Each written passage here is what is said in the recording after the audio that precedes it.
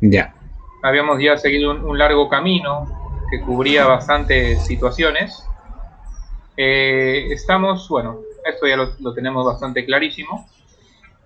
Esta posición ya la lo hemos visto Sí. bastante. Eh, con la diferencia, ¿no? Con la diferencia que aquí habíamos ocupado bastante tiempo para ver la jugada alfil B7, que nos conducía a una variante bastante compleja, donde el caballo iba a A4 y se llegaba pues a una situación bastante curiosa, donde muchas veces el blanco terminaba con peón de más, pero pagando un precio bastante alto, que era un enroque Ujú. debilitado. Pero vimos ahí cómo las blancas podían sostener la posición y aplicando buenos conceptos defensivos podían mantener una buena posición. En muchos casos devolviendo el peón, pero siempre manteniendo buenas chances, buenas expectativas. Pero ya luego de eso, de haber profundizado bastante en esos Ujú. caminos, estábamos viendo ya otras jugadas que no son las más populares o que no es la más popular, pero que también podrían aparecer, ¿no? Muchas veces, pues, las variantes principales, lo más jugado, lo encontramos cuando enfrentamos a rivales de repente de un elo bastante alto, Claro. ¿no? Superior a nosotros. Pero muchas veces cuando enfrentamos a rivales de lo menor, pues se van por las variantes justamente secundarias. Y este B4 es muy importante identificar el momento en el que se da, porque como habíamos estado comentando, se puede dar en muchos pasajes de la apertura. En realidad desde el movimiento ya, desde movimientos más tempranos, como vamos a ver en algunas partidas más adelante, ¿no? O también ahora, o también Sí. luego. Pero por ejemplo, un B4 aquí, con el alfil todavía sin salir a B7, estábamos comentando que el caballo debe ir acá. Por el motivo que al no haber salido el alfil, ¿no? Una jugada como esta puede ser arriesgada porque el alfil puede elegir esta diagonal para salir y el caballo va a tener Ujú. problemas, ¿no? Entonces, esta es una situación donde el caballo debería ir a E2. Y ahí también habíamos estado viendo algunas variantes muy interesantes. Luego de dama C7 y H4, habíamos visto un D5, que nos llevaba también a un escenario pues bastante agudo, ¿no? Repasando así de manera rápida, habíamos visto esta variante de aquí. Alfil F4, E5, el blanco mantenía la clavada, el negro ganaba un peón, pero el blanco buscaba inmediatamente la compensación, que nos llevaba a un terreno bastante complejo. Ujú. Habíamos visto algunas partidas con esta posición de aquí, ¿no? ¿Cuál es la valoración de esta posición? Pues el blanco tiene dos piezas, o mejor dicho, tiene torre a cambio de dos piezas menores, ¿no? Pero tiene una gran compensación, que ahorita mismo el negro tiene que afrontar varios problemas y que su rey en el centro puede ser objeto de ataque. Claro.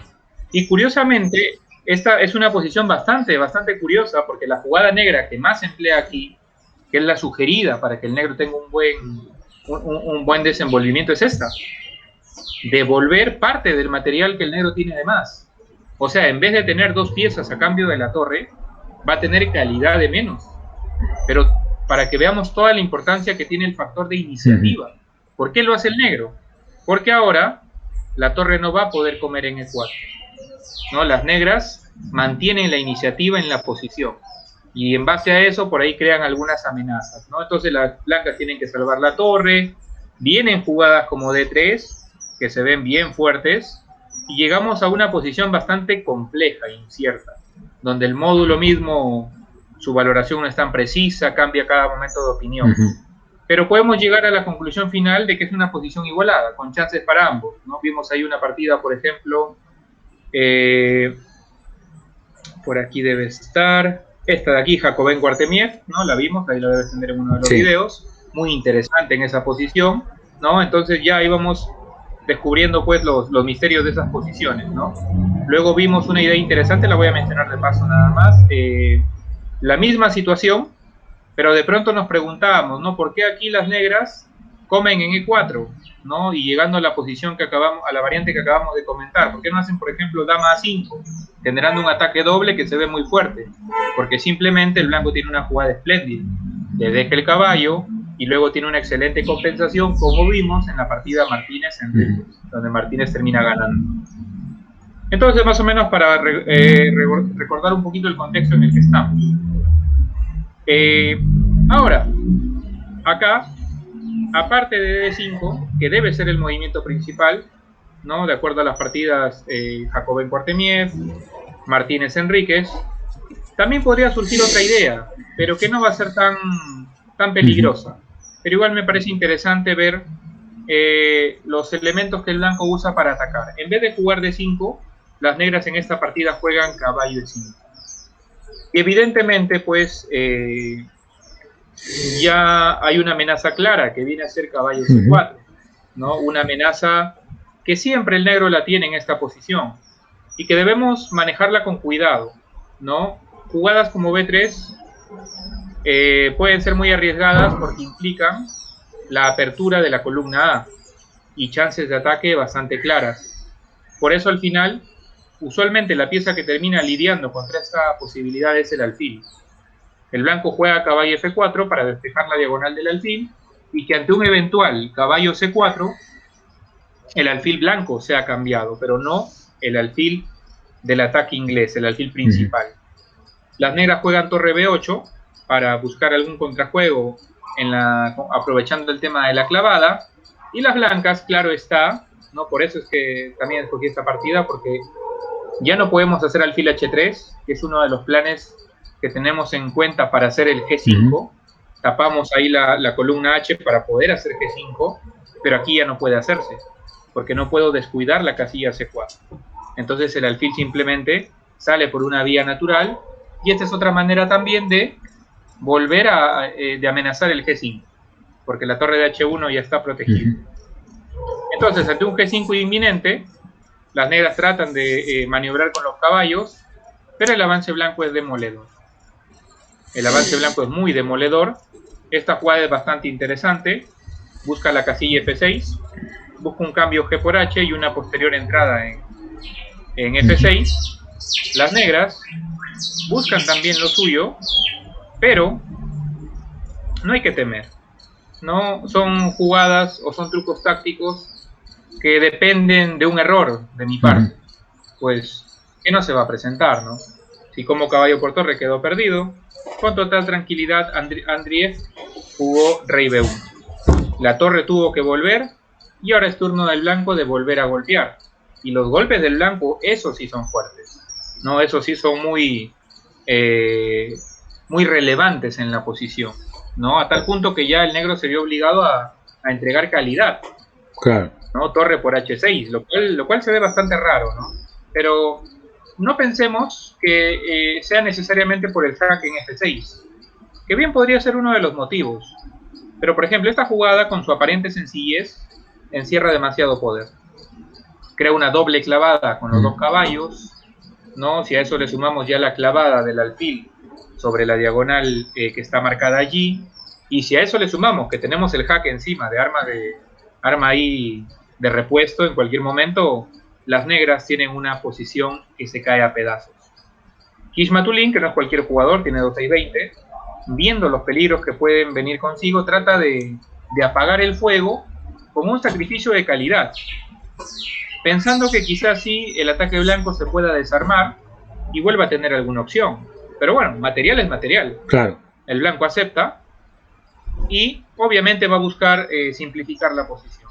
Aunque vale decir, aquí por ejemplo jugó caballo B3, que es una técnica muy conocida, que se le conoce como la técnica de, bueno, patentada por Capablanca, ¿no? Que para resolver la posición devolvía parte del material con tal de seguir simplificando.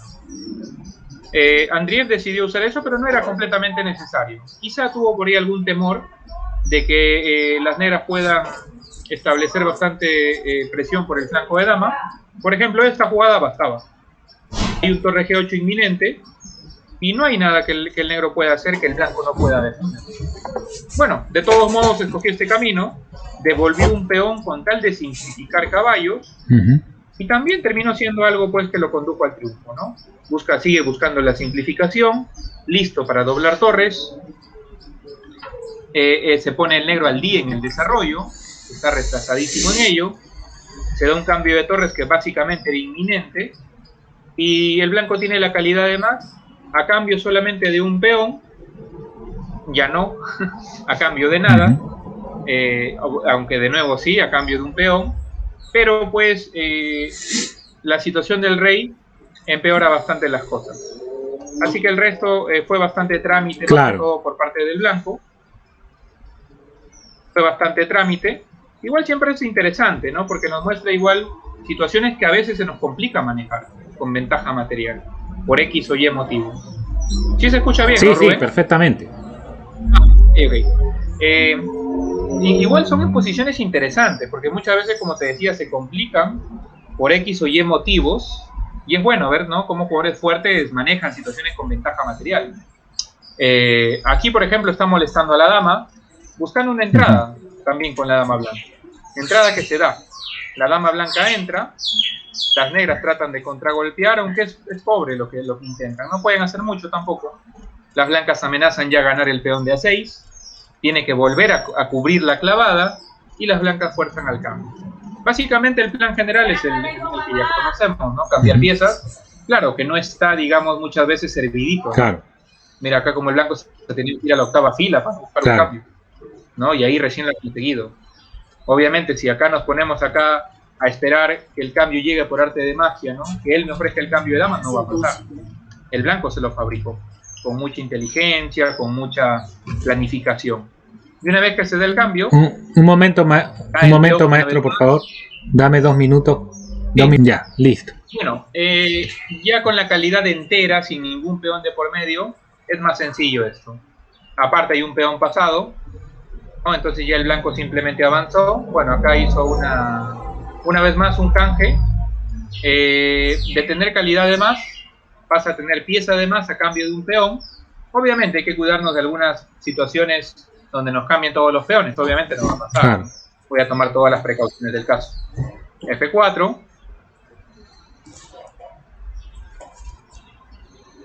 Y rey C4. Se rinde porque el plan de las blancas es bueno, es sencillo, ¿no?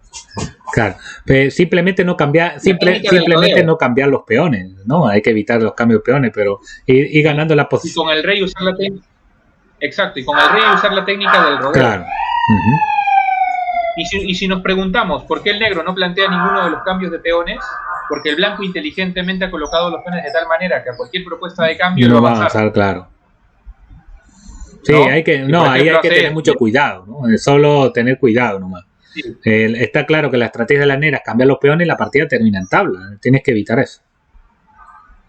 Claro, por eso justamente, en este momento, si te das cuenta, el blanco juega F4. ¿Por qué? Porque imaginemos pues que el blanco, digamos, no haga, no sé, de pronto quiere ir por acá, ¿no? Si el rey llega a 5, ya se complica la situación. Claro. Porque a la propuesta de cambio que viene no vas a poder evitar. Claro. En cambio acá el blanco está capacitado para que a la propuesta de cambio que venga está en la capacidad de evitarlo. Sí, como digo yo, no se puede dar una partida ganada hasta que termine la partida. Entonces hay que estar atento a cuál es la estrategia de la negra, porque si sigue jugando porque tiene chance en algo, tiene alguna esperanza. Y la estrategia blanca en contra también de la estrategia de las negras, ¿no? Sí, la planificación y la anticipación juegan un rol importante. Y bueno, aquí se terminó rindiendo, no, en realidad ya ahí no quiso saber más, la posición está perdida. Entonces eso nos lleva a la conclusión de que aquí, si el negro pretende hacer daño con esa variante del B4 prematuro, que es la que estamos estudiando, tiene que acompañarle en este momento con el D5. Como en la partida de Jacobin cuarto Artemiev. Esa para mí es la partida de referencia más importante porque es muy pareja y se termina definiendo por un error que comete Artemiev, presionado y apurado un poquito de tiempo. Claro.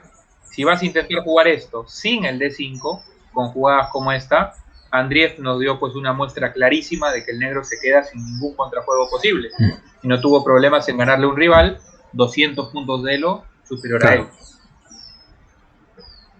Siguiente partida. Bueno, los primeros movimientos no ameritan presentación.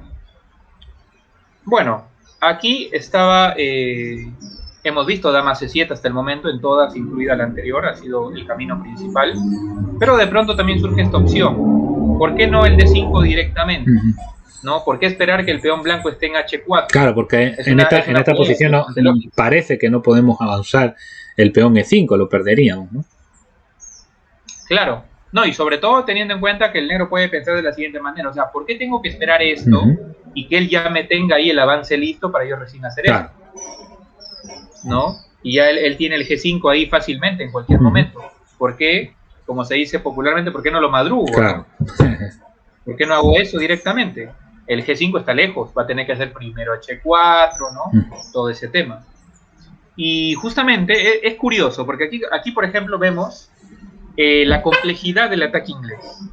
Porque una posición como esta, que es la que hemos visto hasta el momento con la dama en C7, una captura deja al negro en una posición bastante buena, con un caballo muy bien centralizado, ¿no? Con el blanco que avanzó por el flanco de rey completo, bastante en vano, ¿no? Pero, irónicamente, si se da la misma situación sin dama C7 y sin H4, normal, el blanco come, y esta posición que es bastante similar a esta, pero no igual, más bien el blanco se desenvuelve bien y le juega caballo F4.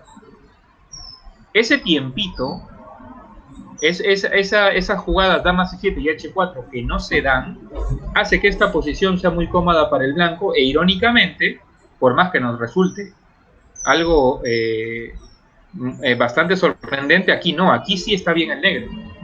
Aquí el negro sí está bien. Digamos que el blanco ha jugado en el flanco de rey en vano, pero aquí no lo está, ¿no? Y esta partida nos queda clarísimo por qué no lo está. Caballo F4, ¿no? Y es más, acá estamos ya incluso rompiendo un poquito algunas reglas. Estamos dándole la oportunidad que come el alfil más importante del ataque inglés. Pero, obviamente hay una razón de ser.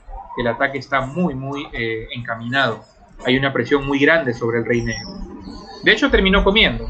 Vino caballo F6, el blanco juega alfil C4, presionando el caballo de D5, forzando una decisión, llega a comer, y bueno, si analizamos el panorama, las negras tienen una tarea complicadísima. Hay un descubierto listo para darse. Claro, bueno, y que sus piezas están inactivas, ¿no? No han movido los alfiles y las torres descoordinadas. Sí, hay un sacrificio en E6 listo para hacerse también. Entonces, pues, esto se nota claramente que aquí, ¿no? Está el blanco mejor. Y mira, para que tú lo veas con tus propios ojos y puedas ver esa curiosidad que tiene el ajedrez, ¿no? Que muchas veces, incluso para los grandes maestros, no es fácil de comprender. Mira, esta es la posición con dama C7, en la cual comer en D5 sería un tabú. Si te das cuenta, la valoración es igualdad, sí, con una ligera tendencia negra. Sí. Y mágicamente ponemos la misma posición sin los dos movimientos, y te das cuenta el cambio. Ah, sí, bastante. ¿No? Entonces es curioso, ¿no? Es curioso.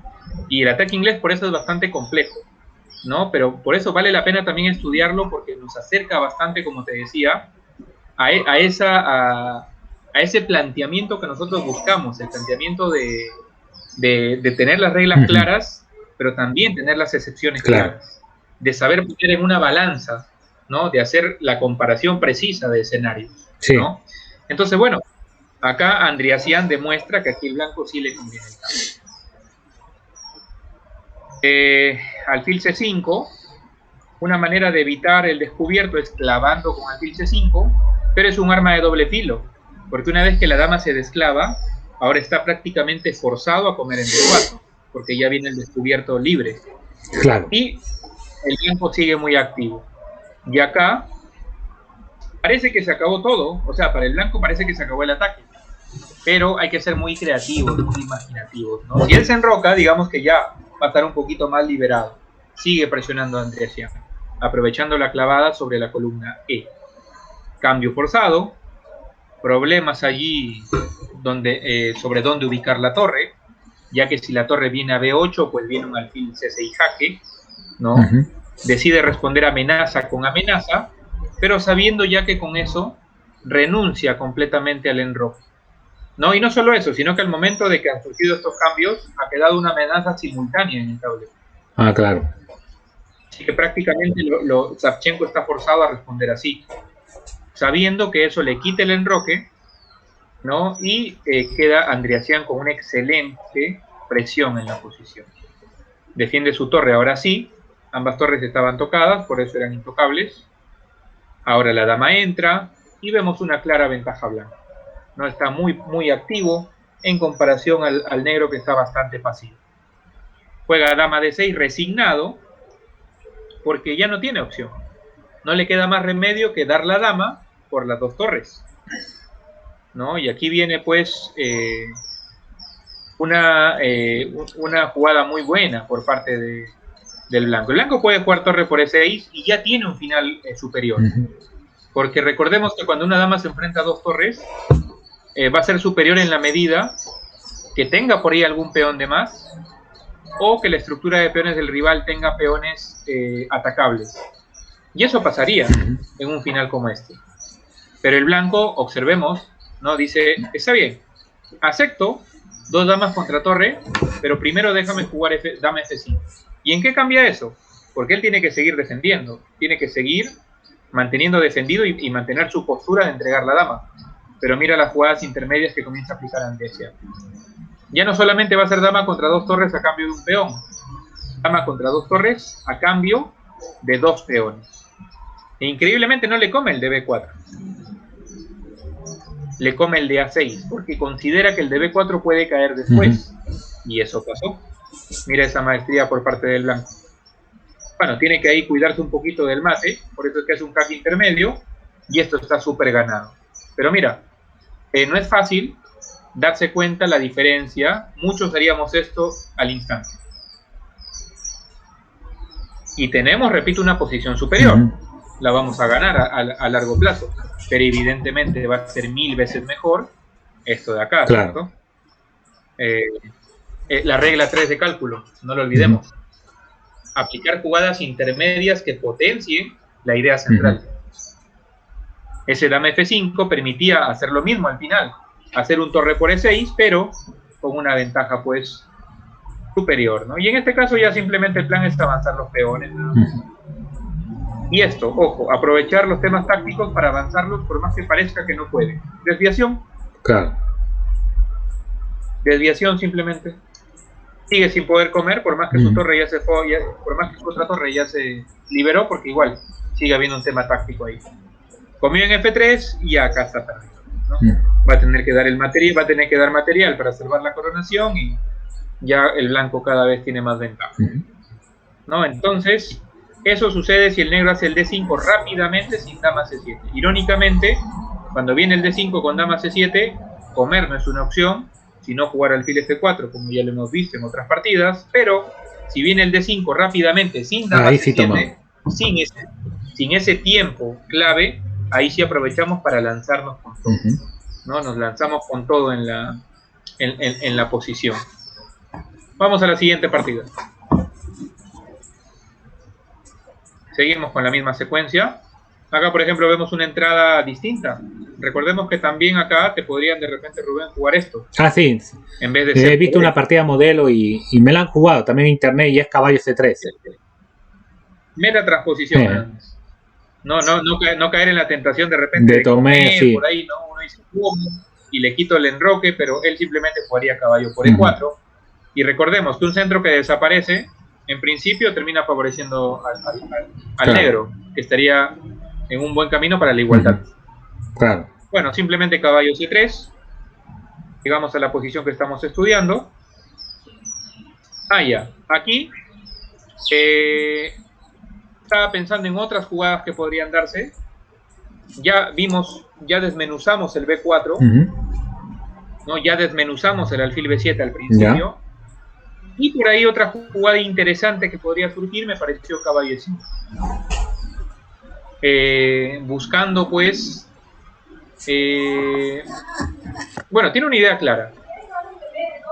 Recordemos que hace un momento el negro hizo B4 y luego hizo caballo E5 para jugar caballo C4. Claro. Ahora el negro quiere entrar de sorpresa. Quiere hacer el B4 y ya que el blanco cuando entre a E2, el caballo esté listo para entrar a C4. Ya, claro.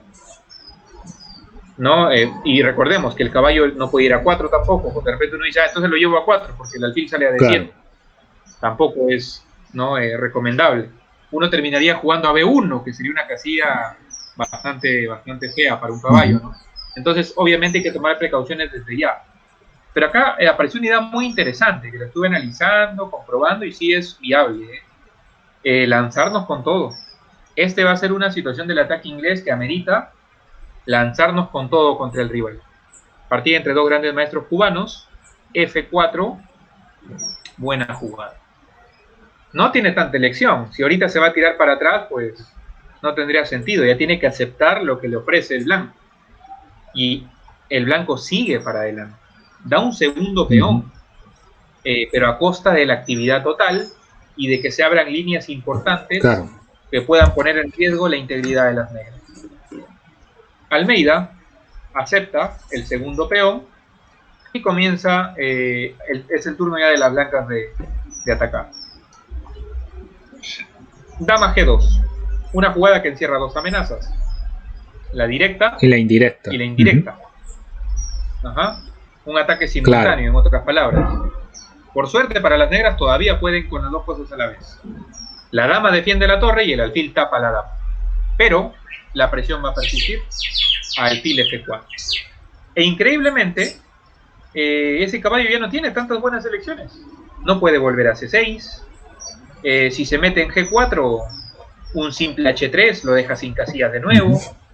Si entra a C4, estaría ayudando para que el blanco traiga sus fuerzas en tiempo récord. Y acá. Y eso ya, algo malo va a pasar ahí para las negras. Claro.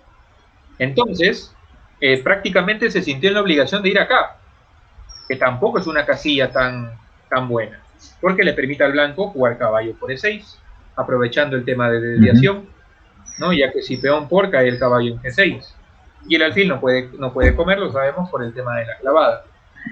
Quizá confió en esto, que simplificaba un poquito, y luego iba a intentar ponerse al día en el desarrollo, ¿no? El blanco puede comer en G7 y ya estaría bien, sí. O sea, ya sería válido eso, ¿no? Y ya estaría más cerca ya recuperaría todo el material con buenas perspectivas. Pero decide González jugar torre G1, que también está bien. Son posiciones donde más de una jugada de ataque van a ser bien recibidas. Porque al final, pues, sigue sin poder enrocarse, ¿no? Y más bien prefiere sumar piezas al ataque. Almeida juega G5, caballo FD5. Una jugada bastante peculiar, porque sabemos pues que en una situación de ataque las simplificaciones innecesarias, como ya lo mencioné, pues no son necesarias. Claro. Pero si es por piezas, por bastiones defensivos, por piezas que son ahí muy fuertes, sí lo podemos considerar. Claro, ¿no? Es evitar el cambio de pieza innecesario, a no ser que estés eliminando pues piezas que contribuyan bastante en la defensa, ¿no? Exacto, ¿no? Se enroca. Una decisión pues arriesgada, pero también no tiene mucho de donde elegir. Claro, un enroque totalmente expuesto. Claro, con el punto de ruptura en H4. Sí, amparado en que tiene un G4, sí, ¿no? Y bloquea me di todo. cuenta. Por eso es que tampoco el blanco se ciega con eso. Decide sumar fuerzas acá, bueno, con una clara amenaza. Caballo por F6 y dame 4. Sí, lo acabo de pensar. Claro, que debió el negro la subestimó. Pero es entendible, porque uno, como siempre lo digo, uno de los roles más difíciles en una partida es el rol defensivo. Ah, sí, hay mucha concentración, mucha tenacidad, ¿no? Mucha resiliencia.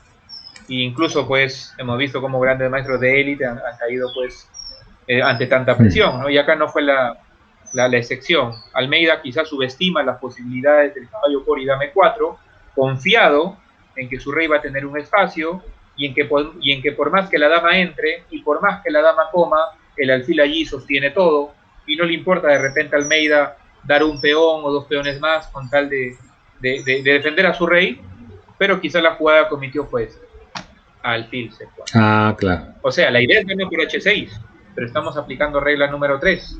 La jugada intermedia. Primero, que la torre bloquee la diagonal de la dama. ¿Para qué? Para que ahora yo coma en G5 sin que eso involucre un cambio de dama. Claro. Y se rinde porque se amenaza el alfil y se amenaza mate en G8. No puede salvar esta situación, ¿no? Entonces ya tuvo que rendirse. Entonces, si viene un caballo E5 muy rápido, que curiosamente por eso entendemos por qué quizá no es la opción más viable, F4 y E5, sacrificando peones, es un planteamiento muy interesante. Claro, teniendo en cuenta que el rey está en el centro, pues debe aprovechar para abrir línea. Y es curioso, porque mira, en esta posición que no se ha jugado tantas veces, vemos que alfil D3 y A3 estadísticamente se han dado más.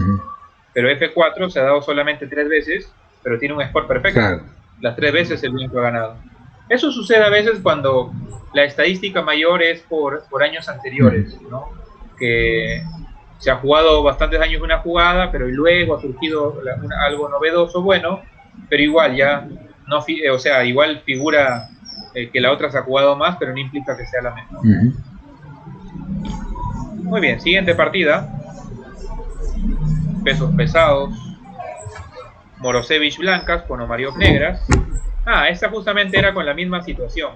Solo que aquí, a diferencia de Almeida, las negras decidieron no abrir tanto la posición, que es una política más sana, ¿no? Lo que hizo Almeida fue demasiado arriesgado, sobreestimando sus posibilidades en todo momento. Ponomariov, jugador muy fuerte, juega B4, que es algo típico en las sicilianas, ¿no? Es muy usual ver eso, un caballo atacado en F6 respondido con un caballo atacado en C3. En este caso, bueno, surgen las simplificaciones, y quizá aquí plantea una defensa un poco más férrea el negro, con las líneas cerradas, ¿no? Con la columna D y E todavía ahí cubiertas, pero igual hay compensación. Alfil G2. Increíblemente, esta simple amenaza prácticamente obliga a Ponomariov ya a dar la calidad. En adelante pues ya va a ser más fácil jugar con cierta ventaja material. Si nos preguntamos por qué, habiendo un D5 que salta a la vista, que uno lo ve súper normal, en realidad D5 sería muy riesgoso por el F5. Esa jugada de ruptura ya no podría ser respondida alegremente con E5 por parte de las negras, porque al ya no estar el peón en D6, el peón en E5 queda indefenso y caería fácilmente con un caballo C6. Claro. En conclusión, el blanco va a comer en E6 cuando quiera, abriendo seriamente la posición, y va a presionar allí en todo momento. Y si el negro intenta enrocarse, le cae caballo C6, seguido de caballo por E7 con alfil C5. O sea, digamos que ya las negras pagan caro el tema del rey en el centro, y no le queda más opción que entregar la calidad de todas maneras. Deciden hacerlo así. Aún así, Morozevich mantiene sus ideas de ataque latentes, evita que el alfil se desarrolle fácilmente, retrasando de esta manera el enroque, entra con el caballo, dama así, creando contactos que puedan ser perjudiciales en algún momento para el rival. En vista de que no puede desarrollar el alfil, tiene que mover primero el peón a G6, caballo E2. Este plan es muy interesante. Toda jugada de retroceso no es tan sencilla de verla o de asimilarla, porque estamos mentalizados incluso inconscientemente para no retroceder en el juego. Pero recordemos pues que si obedecen a un plan superior, son jugadas que deben ser consideradas. Claro. Y en este caso, aunque es algo sencillo, pero que podíamos haber pasado por alto, el blanco lo hace para lograr la simplificación de los alfiles. Y eso le va a hacer la situación mucho más sencilla, ¿no? Pero una vez más vemos, o sea, es facilito lo que tenemos que hacer, supuestamente cuando tenemos ventaja, que es cambiar. Lo que no es fácil es la manera de hacerlo, no va a estar servido. Sí. Como hemos visto muchas veces tenemos que recurrir a la táctica. Y a veces queremos cambiar una pieza porque sabemos que es lo que tenemos que hacer, cambiar las piezas, pero cambiamos las piezas inadecuadamente y empiezan a recuperarse un poquito. También, ¿no? También hay cambios, como también a veces cambiamos de más, cuando la posición nos puede todavía dar más y cambiamos liberando al rival de una presión en la que estaba sometido. Claro. O sea, la regla está clarísima, pero también hay que saber cuándo romperla. ¿No? Yo resumo el ajedrez así, es un conjunto de reglas y un conjunto de excepciones a las reglas también. Quien las llega a comprender en su totalidad, pues llega a ser un jugador muy fuerte. Dama B4, ahora la dama es la que quiere irse a la casilla D4, una casilla centralizada que siempre va a ser atractiva para la dama, y sigue buscando la simplificación, pero más que todo forzándola, como podemos ver, ¿no? Por ejemplo, aquí el blanco puede buscar un caballo G3, pero quizá no tenga el mismo impacto que teniéndolo aquí, porque primero ordena a la dama, luego tiene toda la presión sobre D6, que aparte controla F6, o sea, prácticamente lo obliga al cambio. El caballo no tiene elecciones válidas. Termina cambiando, y de paso el blanco aprovecha y arregla su estructura. Tiene calidad a cambio de un peón, tampoco es algo ya totalmente decisivo, todavía toca trabajar un poquito. De hecho, las negras se las ingenian para volver a atacar, simplemente C3, D5 única, y ya sabemos que por aquí pues pueden surgir temas de mate muy conocidos. Ahora mismo se amenaza torre por H6 jaque, seguido de torre H1 mate. Claro. ¿No? Tiene que jugar H5, lo que da un punto de ruptura más cercano para las blancas. Viendo lo que pasa, ya no le queda más opción que buscar el cambio de damas, por más que pueda perder un peón, y el blanco, sabiendo lo que está pasando, no lo acepta. Le deja el peón de A2, que no es nada comparado al de F7, que marca ya la decadencia total de la posición. Tiene por ahí unos últimos recursos. Acá, por ejemplo, es una situación muy interesante, porque tenemos que aplicar ahí el método de comparación, ¿no? Ver cuáles son las jugadas que cumplen lo que yo estoy buscando y ver cuál es la más apropiada. Y estoy seguro que así de golpe, de repente B4 no surgiría como la jugada que venga a mi mente al instante. Claro. ¿No? Creo que hay otras jugadas más, como mover las torres y eso, ¿no? Por eso es que uno no puede tomar una decisión sin antes haber visto todas las opciones posibles que cumplen una tarea determinada, y recién allí decidiendo cuál hacer. Opta por B4 por descarte, más o menos, porque los movimientos de torre son nocivos. Y bueno, tiene que esconderse un poquito, ¿no? Pero está todo completamente controlado. Con todos los jaques ya controlados y cero posibilidades de contrajuego, las negras terminaron rindiendo, ¿no? Entonces queda clarísimo ya que si bien este caballo es 5 bastante rápido, el blanco puede jugar F4 y sacrificar un segundo peón. Así lo acepte o así no lo acepte, como hemos visto en las dos partidas, el blanco tiene perspectivas de ataque excelentes. Un peso pesado es derrotado. Shirov. Shirov, sí, con Arechenko. Y llegan a esta posición. ¿Shirov es español? Nacionalizado, bueno, Shirov, ¿no? Sí, Shirov es de Letonia. Claro, sería nacionalizado, porque veo que Shirov es de Letonia. Veo que tiene la bandera ahí de... Es de la ex Unión Soviética. Claro, obvio. Pero sí, es nacionalizado español. Bueno, tiene doble nacionalidad. Tiene doble nacionalidad. Claro, podría jugar con la bandera de España como con la bandera de su país, ¿no? Pero para FIDE solamente con una bandera. Claro, para FIDE con una bandera. Pero él puede decidir si con una bandera u otra, o cómo es eso. No, o sea, él puede decidir, claro, pero no digamos que juega un torneo hoy y dice juego con España y juega la otra semana y se habrá juego con Georgia. O sea, cada federación, digamos que lo registra como jugador. O sea, es todo un trámite, ¿no? Claro.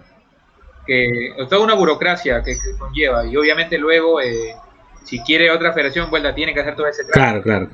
Él es curioso porque él jugó por Letonia. Sí. Cuando jugué yo la Olimpiada del 2012. Ya. Jugamos Perú-Letonia y él jugó en primer tablero con con Jorge Cori.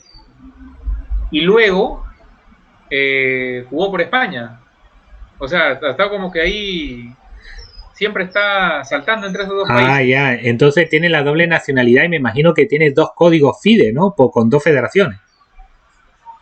No, sino que, o sea, las federaciones digamos que la han contratado, la otra la vuelta, como un jugador de repente que lo llevan del Real Madrid al Barcelona cada temporada, algo así. Ya, comprendo. O sea, algo inusual en realidad. ¿no? Pero se ha dado con Chiro. Bueno, ¿qué será, no? Las Sí. oportunidades que nos ofrece cada No, claro. Es que me sorprendió porque vi pues, ¿no? Que yo sé que es de otro país y veo la bandera de España. Sí. Ok. Bueno, ahora nos remontamos a cambios que puedan surgir más atrás todavía de toda la variante que hemos visto. Porque hasta el momento, todo lo que hemos visto en todas nuestras sesiones ha sido con el movimiento H6 por ser el movimiento principal. Claro. ¿No? Que el negro frena ahí el avance de las blancas. Pero muy parecido a la Cheveninge, ¿no? Sí. Ahora toca ver qué pasa si juega caballo B6. Esta jugada caballo B6 es bastante venenosa. Porque si alguien, imaginemos, que dejamos el estudio inconcluso y solo vimos hasta H6 nada más, y el blanco trata de aplicar acá las mismas ideas, se va a ver en problemas bastante difíciles de manejar. Para empezar, ¿no? Si alguien dice, oye, en la otra variante me jugaban H6, ahora al no jugármelo, jugaré G5. Podría ser bastante lógico, ¿no? Claro. Las negras juegan el caballo acá, el blanco seguiría pensando, en la otra variante me enrocaba largo, me voy a enrocar largo. Sí.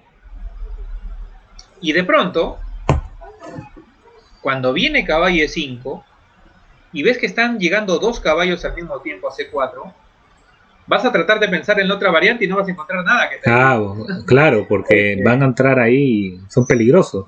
Bueno, no hay cómo evitarlo, o sea, uno va a sobrevivir siempre. Claro. ¿No? Ya de repente comenzarías a pensar en cosas como quitar el alfil para salvarlo, pero ya estás en un riesgo tremendo. ¿Ya? Sí, sí. ¿No? Entonces, y lo digo porque a mí me ha pasado. Claro. Yo cuando veía partidas, es que uno comete el error muchas veces de hacer un trabajo desordenado al momento de estudiar la teoría.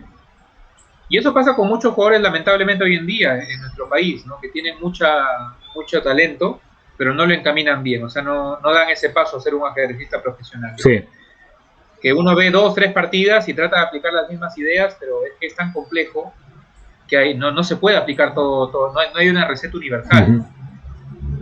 Y eso pasa también con muchos chicos, y yo toco este tema bastante cuando doy clases grupales, en mi academia, algún seminario, que cuando enfrentan a la siciliana, pues piensan que tienen la receta universal jugando alfil E3, F3 y dama E2 a todo, ¿no? Y de pronto te juegan una clásica y tú juegas alfil E3 y te hacen caballo G4 y te dejan pues bastante frío. Sí. ¿no? Entonces es bueno tener claro eso, que la teoría es muy diversa. ¿no? Obviamente un chico no se le va a llenar de tantas líneas tampoco, pero ya se le hace un bosquejo general, ¿no? Contra una clásica ya, tienes que hacer ya me dijiste que eso ya me entró ganas de estudiar la clásica. No, pero quizás recuerdas cuando estudiamos cómo enfrentarlo. Sí. No, eso sí. Pero, la jugada es alfil pero también es bueno cazar alguno. Sí, es bueno tenerla. Sí. Yo creo que sí. Yo creo que después de terminar esta sesión de la Naido, pues ahí nos centramos en la clásica en cuanto podamos. Sí, porque es bueno, bueno cazar algunos también, ¿no? Por falta de estudio. Sí. Claro. Habría que planificarlo bien también, porque ten en cuenta que jugar la siciliana es todo un universo, porque no desde el movimiento 2, el blanco no necesariamente te juega caballo F3. Existen jugadas como el latín, como morra. Se puede ir haciendo así, poquito a poco, como un proyecto más a largo plazo. Como más a largo plazo. Sí, lo podemos ver más adelante, claro. Ya lo iríamos conversando. Y mira, con el ataque inglés estamos bastante. Sí. La siciliana también. Sí, tienes razón. Sería como ponerle más teoría. Me parece correcto. Y por lo que estábamos pensando después de terminar esto. Y luego, poco a poco, como a largo plazo, lo de la clásica. Claro, porque incluso cuando ya manejes más temas tácticos, o sea, más temas del medio juego, ya puedes ir jugando la clásica. Y a medida que ya vas teniendo la teoría, puedes ya ir practicándola. Porque te puedes enfrentar a situaciones complicadas, pero que tú ya las manejas. Claro. No necesariamente por la teoría de la apertura, sino también por el tema, por el medio juego, claro. Claro. Entonces, mira, te decía, acá estamos en una situación inédita, donde tenemos que tomar decisiones que no hemos tomado hasta el momento. Si el negro juega de esta manera exactamente, si en vez de H6 hace el movimiento caballo B6, cambiamos totalmente de planteamiento. Y la jugada que vamos a hacer es A4. Vamos a guiarnos con la estadística también así lo sugiere, el módulo también así lo sugiere. Igual en Enroque Largo mantiene bastantes adeptos, ¿no? Pero igual vemos una tendencia ya mejor para el negro. Prácticamente el porcentaje es equilibrado. Y el G5 que te comentaba, que un jugador haría mecánicamente, habiendo estudiado solamente la jugada H6, ya ahí sí vemos con más preocupación que el blanco solamente puntúa 40%. Claro.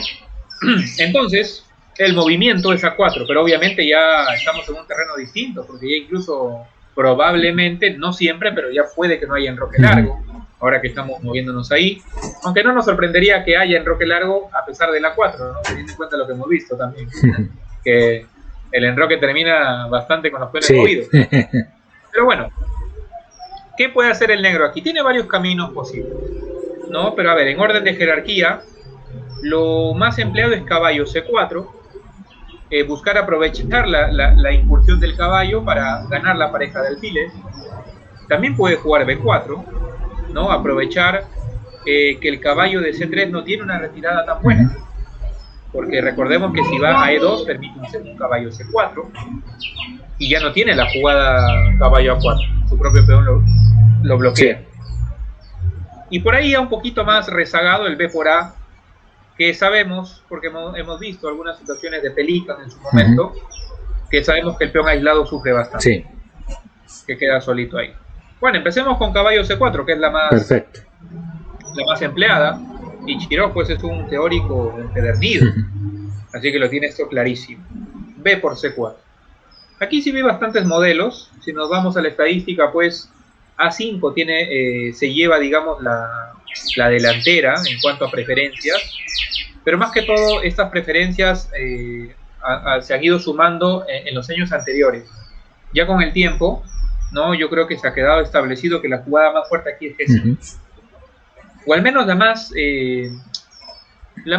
lógica. De repente A5 nos lleva a terrenos ya muy complejos, difíciles de manejar, cuando podemos seguir jugando de manera natural. Y de hecho el porcentaje favorece al G5. Tiene mejores resultados que A5. Y simplemente lanzarse con todo.